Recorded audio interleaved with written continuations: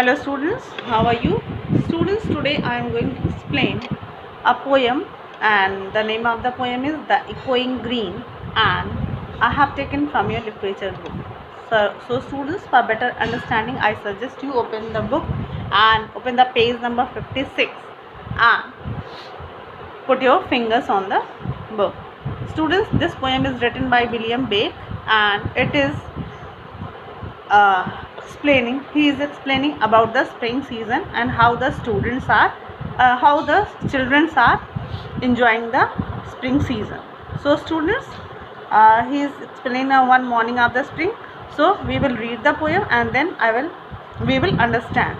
Students, I will read one line by line and explain in Hindi. So first I will read the poem.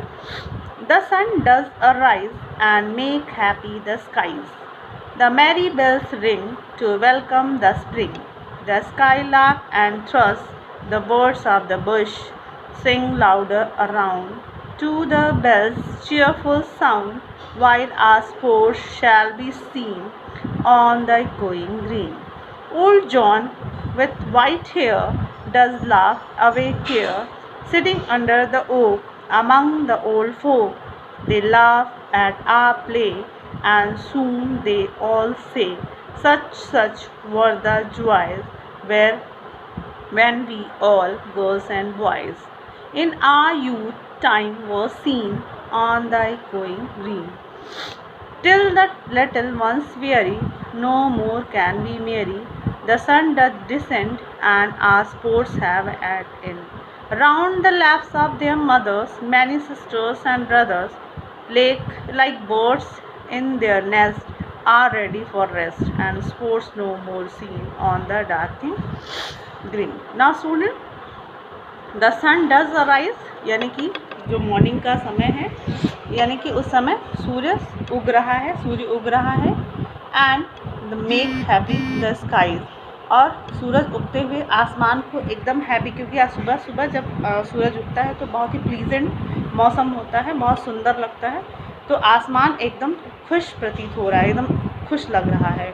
The Mary bells ring, जो church के जो bells हैं, यानी कि जो bell है वो रिंग हो रही, बज रही है, टू वेलकम द स्प्रिंग, यानी कि स्प्रिंग का, यानी कि जो स्प्रिंग सीजन का है वो वेलकम, यानी कि उसका स्वागत कर रहा है. The skylark and thrush, the birds of the bush, यानी कि जो स्काई लॉक है काइंड ऑफ बर्ड है, थ्रस भी एक तरह का पक्षी है, बर्ड्स यानी कि सारी चिड़िया, बुश मतलब झाड़ी, सारी झाड़ियों में खुश हो रहे हैं. सिंग लाउडर अराउंड, यानी कि बहुत तेज़ी से मतलब अपने गाने को गा रहे हैं. To the bells cheerful sound, और जो बेल्स है वो भी बहुत ही खुशनुमा आवाज़ निकाल रहा है. While our sports shall be seen, जिस समय कि हमारा जो खेल है वो देखा जा सकता है. ऑन द इकोइंग ग्रीन, यानी कि जो इस समय इकोइंग ग्रीन है, यानी कि जो चारों तरफ हरा भरा माहौल है, हरा भरा मौसम है, वो देखकर बहुत ही सुंदर आ रहा है.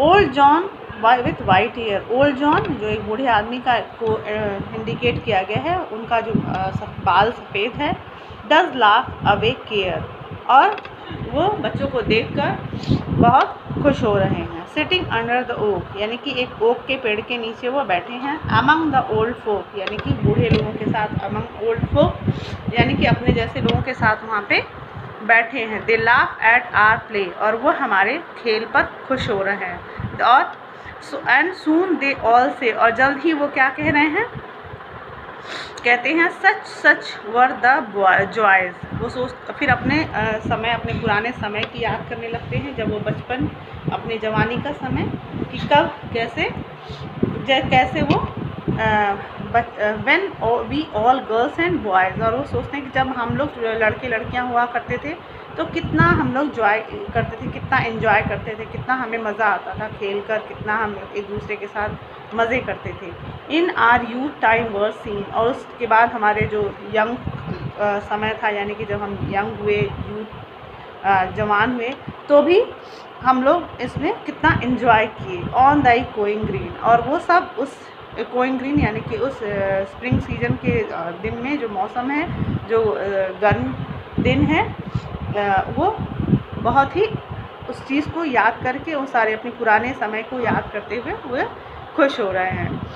Till the little ones weary, अब बच्चे तब तक खेलते रहते हैं जब तक कि वो थक नहीं जाते। No more can be merry, और तब तक जब तक कि वो उनका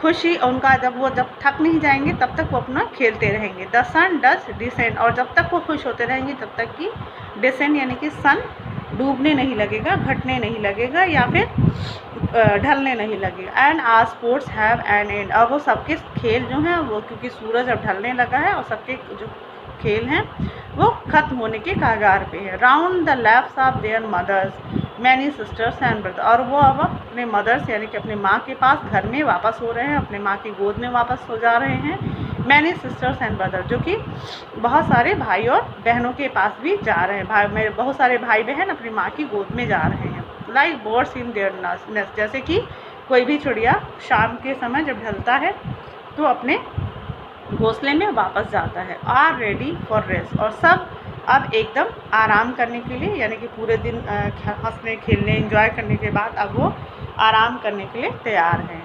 and sports no more seen, अब जब चारों तरफ अंधेरा छा रहा है तब अब उनके खेल को नहीं देखा जा सकता। ऑन द डार्किंग ग्रीन, यानी कि अब जो वहाँ हरा भरा मौसम था वहाँ पे पूरा अंधेरा हो गया है, अंधेरा छा गया है और यहाँ पे वो उनके खेल को नहीं देखा जा सकता है। स्टूडेंट्स, यहाँ पे राइटर ने दो थॉट्स को यानी कंपेयर किया है कि बच्चों से और जो हमारे बुज़ुर्ग लोग हैं वो अपने बच्चों को देखकर अपने बारे में अपने थॉट्स अपने पुराने दिनों को याद करते हुए खुश हो रहे हैं, ताज़ा हो रहे हैं। So students, I hope you all are understood this poem. So thanks for watching.